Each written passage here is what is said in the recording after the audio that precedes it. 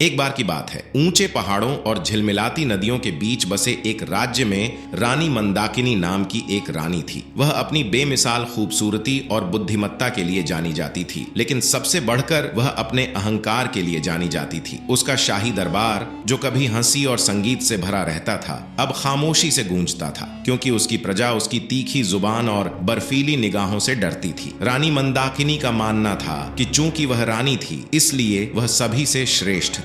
कोई भी उसका विरोध करने की हिम्मत नहीं करता था, यहाँ तक कि उसके सबसे भरोसेमंद सलाहकार भी नहीं। उसने गरीबों की दुर्दशा को नजरअंदाज किया, बड़ों की समझदारी की अवहेलना की और अपने लोगों की चिंताओं को नजरअंदाज किया। मैं रानी हूँ, वह अक्सर कहती थी, और मैं जानती हूँ कि सबके लिए क्या अच्छा है। एक दिन एक भटकता हुआ आर्शी साधारण वस्त्र पहने और एक छड़ी के अलावा कुछ भी नहीं लिए हुए राज्य में दाखिल हुआ। उसका चेहरा बूढ़ा था, लेकिन उसकी आंखों में दया की चमक थी। उसने रानी के अहंकार की कहानियां सुनी थीं और उससे मिलने का फैसला किया। जैसे ही वह भव्य महल के पास पहुंचा, पहरेदारों ने उसे रोक लिया और उसका काम जानने की मांग की। मैं आपकी रानी से मिलना चाहता हूं, आर्शी ने शांति से कहा। बूढ़े व्यक्ति को देखकर पहरेदारों ने उसे अंदर जाने दिया। जब वह सिंहासन कक्ष में दाखिल हुआ तो रानी मंदाकिनी अपने स्वर्ण सिंहासन पर बैठी थी, जो रत्नों और रेशम से लदे हुए थे। उनका सिर ऊंचा था। तुम यहाँ क्यों आए हो, बूढ़े आदमी? रानी ने पूछा। उसकी आवाज में तिरस्कार झलक रहा था।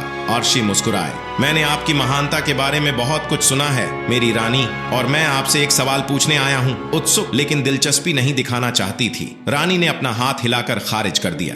तो बोलो। ऋषि आगे बढ़े और पूछा, वह एक चीज क्या है जो आपको वास्तव में महान बनाती है? रानी ने बिना किसी हिचकिचाहट के उत्तर दिया, मेरी शक्ति। मैं इस विशाल साम्राज्य की रानी हूँ और इसके सभी लोग मेरे नीचे हैं। ऋषि ने धीरे से अपना सिर हिलाया। मेरी रानी, शक्ति क्षण भंगुर है। एक तूफान रातों रात एक राज्य को नष्ट कर सकता है और एक विद्रोह सिंहासन को गिरा सकता है। जब आपकी शक्ति चली जाती है तो क्या बचता है? अचानक चौंककर रानी ने भौहें सिकोड़ ली। तो मेरी संपत्ति, सभी देशों में मुझसे ज्यादा अमीर कोई नहीं है। फिर से आर्शी ने अपना सिर हिलाया। धन भी अस्थाई है, आग, बाढ़ या चोर इसे एक पल में बहा सकते हैं। जब आपकी संपत्ति चली जाती है तो क्या बचता है? अब रानी चुप थी। उसने अपनी शक्ति और धन से परे कभी नहीं सोचा था। उसकी उलझन को देखकर आर्शी ने धीरे से कहा, एक शासक को वास्तव में महान बनाने वाली चीज उसके लोगों का प्यार और सम्मान है। जब सब कुछ खो जाता है तो केवल उनकी वफादारी और विश्वास ही बचता है। लेकिन मेरी रानी, आपके पास इनमें से कुछ भी नहीं है, क्योंकि आपने अहंकार के साथ शासन किया है,